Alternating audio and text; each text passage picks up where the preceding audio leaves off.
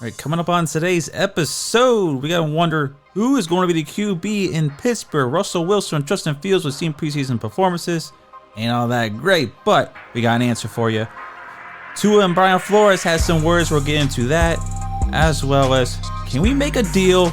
Some guys just aren't getting a deal yet. All that coming up.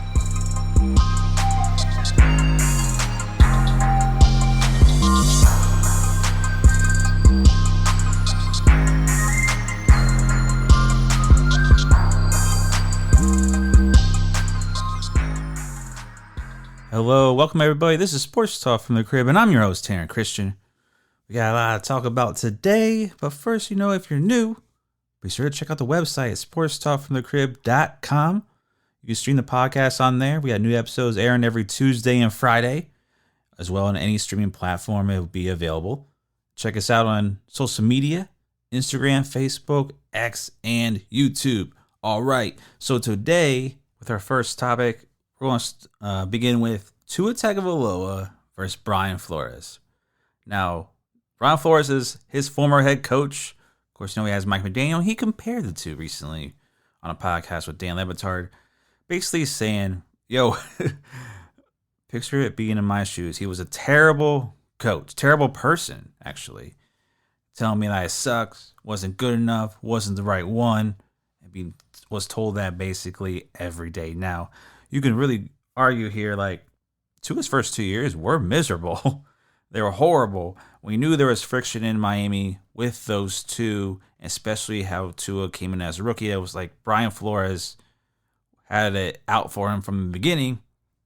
And basically, didn't want him in the first place anyways. That was the rumor. He wanted to take somebody else. I think he was talking about Justin Herbert was the conversation in there. Actually, there was even a rumor that came out recently that he wanted to take a lineman then and fall back and take Jordan Love with that second pick in that year's draft. And, of course, none of that happened. They chose Tua and they chose tackle Austin Jackson with those two picks. So there's been a lot of speculation over the months and even years about what exactly happened with that pick. But now even today, Brian Flores came out and said, yes, the best I can do is be a better person. And hopefully that situation with a player like that never doesn't happen again. Right now he's currently the Minnesota D coordinator, I believe, for the Vikings. So he's on that staff. A lot of Vikings guys support him today during practice and whatnot. But basically he kind of owned up to it. He admitted it. That's what it sounded like to me. He admitted that he had that kind of friction, bad relationship, and the way he treated Tua when he was a Miami Dolphin head coach. So in regards to it more, we all knew, me personally, I really could tell being on the sidelines of a few of those games, and it was bad. Even when you saw it on the sidelines, so it's just what it is, right? Mike McDaniel's come in and been a heck of a coach, came in day one, it's like, hey, you're my guy. You're great at throwing the ball. You're going to be great for this system. Your accuracy is pinpoint. You're great. Your release, you're perfect for my scheme and offense. That was on the plane when Mike McDaniel became the head coach 2 years ago. On the cell phone conversation we had with him. And that's what Mike McDaniel's basically done. He's made Tua really forget. There was all these rumors he was going to be a bust. You saw Justin Herbert came out this swinging. Joe Burrow came out swinging. Now Jordan Love swinging. Jalen Hurts, everybody came out swinging aside from Tua. And Mac Jones. Mac Jones, I think, was also part of that draft. That was a heck of a draft, but he had some, of course, busts. And that's how Tua was looking like be a bust, like a Matt Jones. But obviously, it's turned around. Mike McDaniels has put him in the position to succeed. He's brought in playmakers for this offense. They drafted Jalen Waddle. They brought in Tyreek. They brought in Mostert with the run game. Now they drafted A.J. They keep surrounding him with weapons in this type of scheme of offense that he brought over from San Francisco, and it's made Tua look like a good quarterback. He struggled at times in certain situational game, struggles in cold weather. It's just that tail end of the season. He hasn't gotten together yet, but now with his third year under McDaniels, the time is now, right? Out to the prove a thing, and it's going to be interesting to watch to see how he responds to this year. Because last year, of course, he led the league in passing yards. Had a great start off of the year. Remember, Miami was looking number 1 seed in the AFC at one point until they teetered off. So Tua has grown. Brian Flores owned up to it. We all knew that was a situation. And Tua obviously had his harsh words. I mean, who blames him, right? Getting told that every day you walk in and you suck. You're not going to be a good quarterback. You don't belong in this league. This is somebody that's bringing you down. You just don't want to be there or even show up, right? And that's why now really looking back at it, it looks like that's the majority of Tua's struggles was just under him. That's not to say Brian Flores is a horrible coach or this terrible person.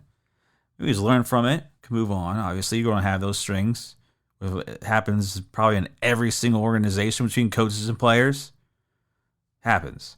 But best thing is now, both in better situations. Tua's balling in Miami. Got Mike McDaniels, his guy. Believes in him. Brian Flores is in Minnesota. They don't got a quarterback. Got Sam Darnold out there being quarterback. But Brian Flores doesn't have to worry about that being D coordinator. But still. All right, now let's jump into this next conversation here. It's the QB battle in Pittsburgh, man. This is sad. Can it be Russell Wilson, Justin Fields? Remember that first preseason game? Justin Fields comes, fumbled it twice. Center exchange just wasn't happening, right? Russell Wilson, what is he dealing with? A calf injury, a quad injury, whatever he's dealing with, right? Was able to play in the second preseason game here this past weekend, and we're like, whoa, what an improvement.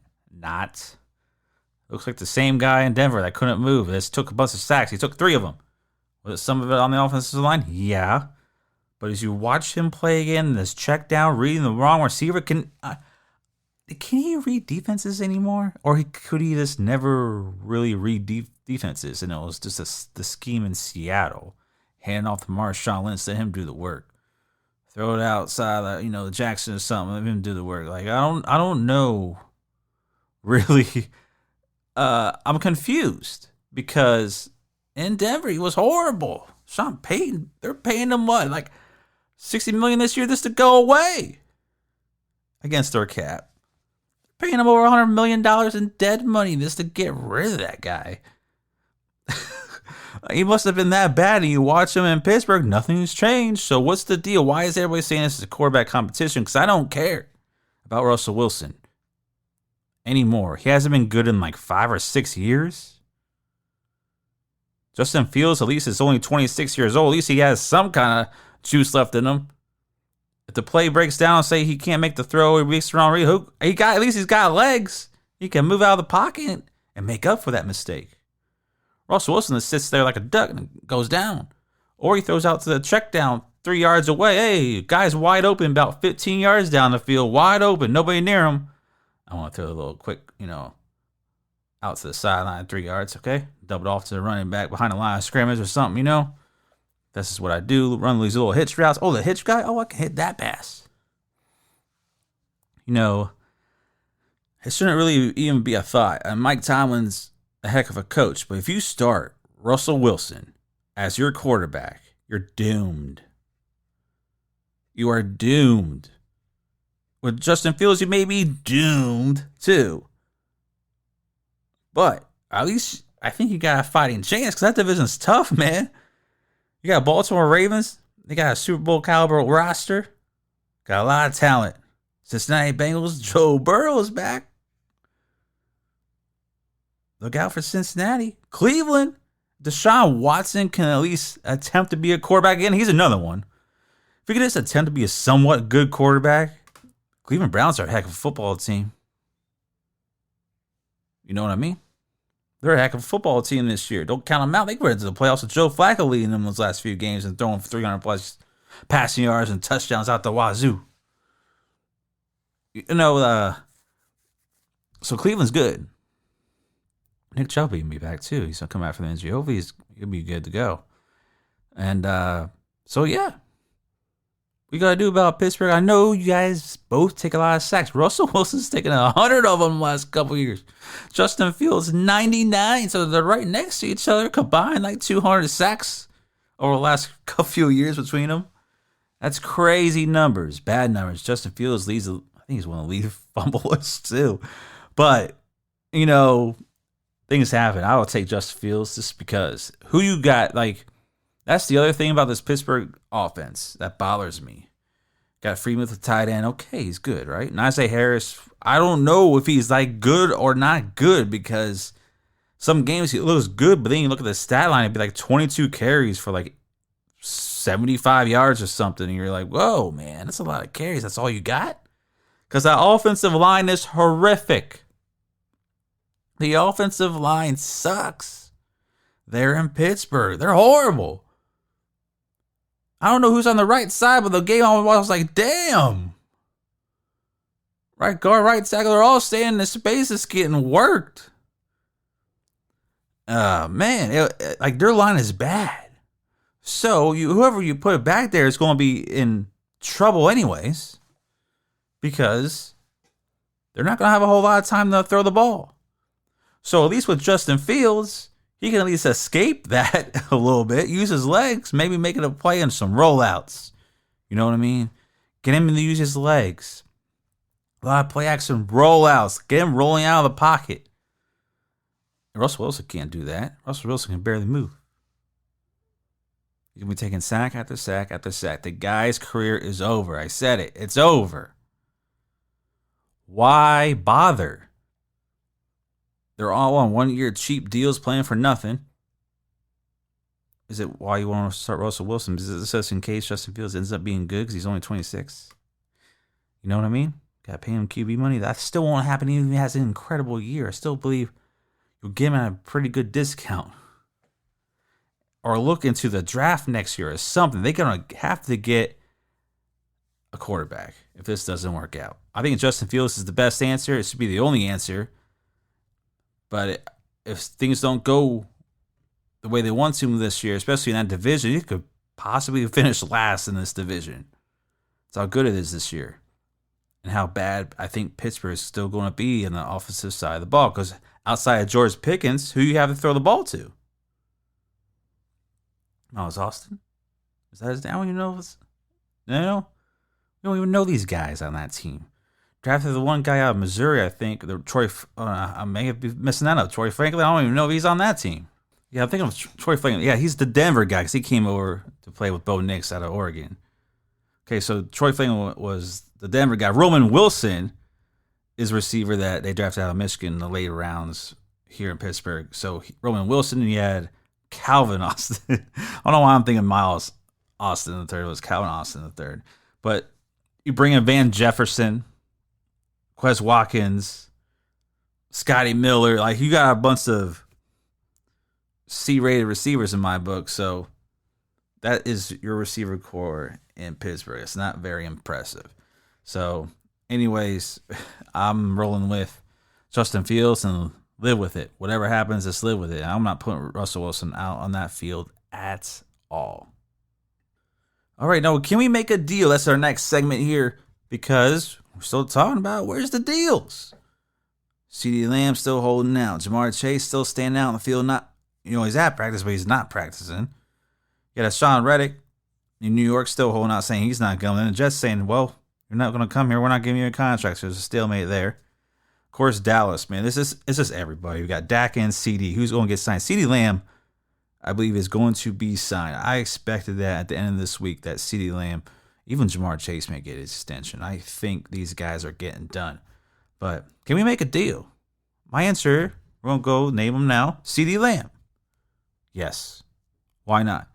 Make him up there. Give him just under the $140 million that Justin Jefferson got. Boom, you got a deal done. Jerry Jones, you're all happy. Cowboys Nation's happy. You're getting number 88 back. Nobody else is going to wear number 88. They shouldn't be wearing number 88 anyways. Drew Pearson should have retired after him. And Michael Irvin had it, should have retired then too.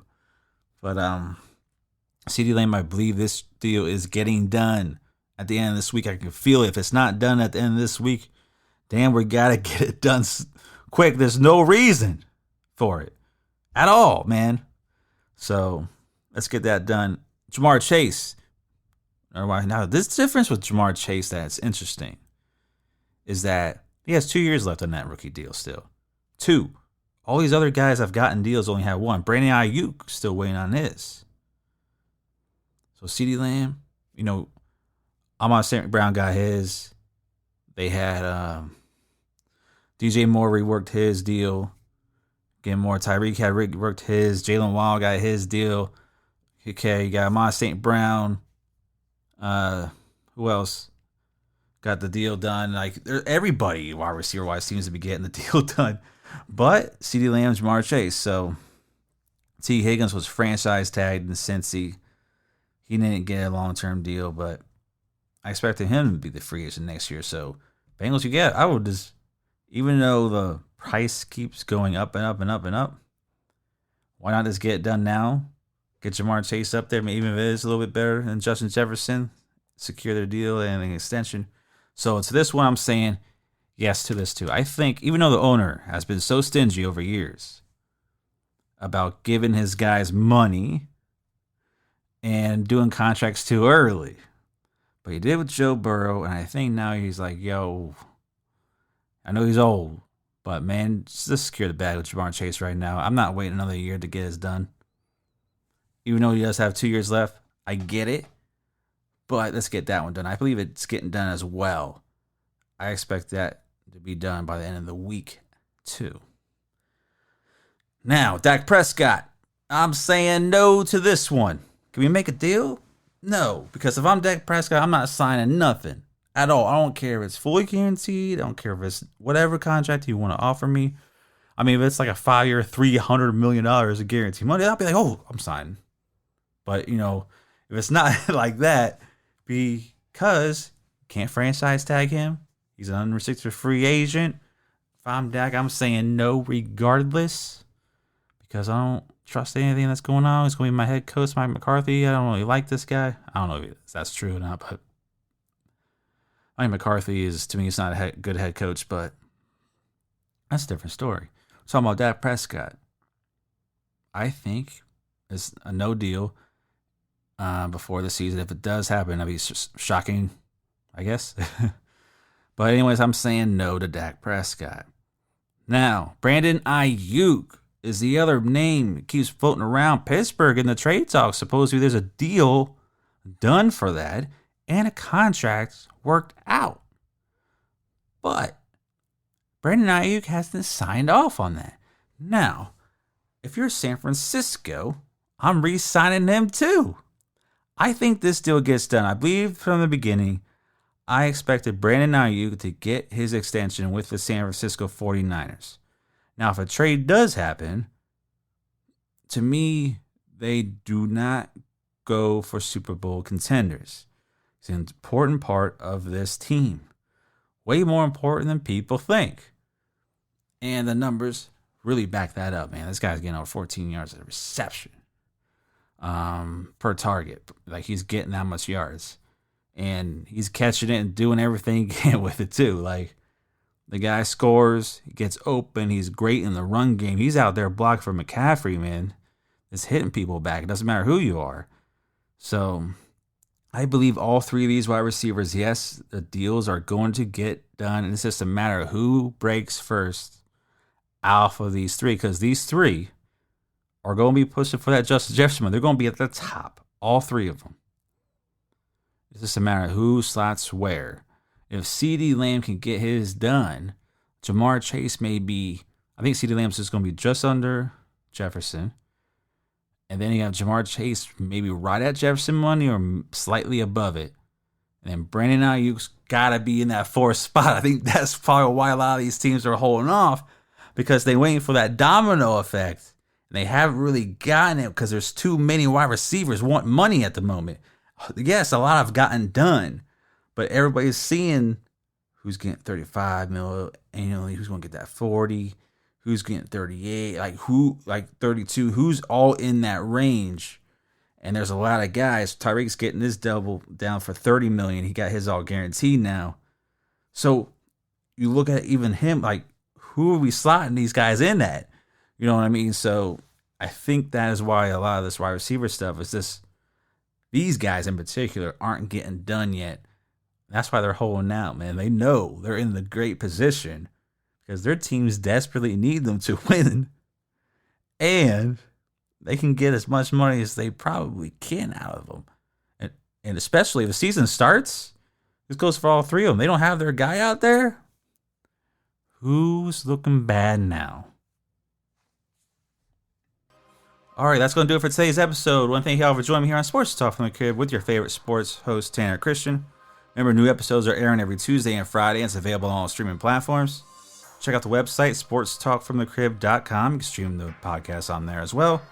And follow us on social media at Feel the Heat Entertainment. That's Feel the Heat ENT on Instagram, Facebook, X, and YouTube. Thank y'all for joining me again. Catch you on Friday.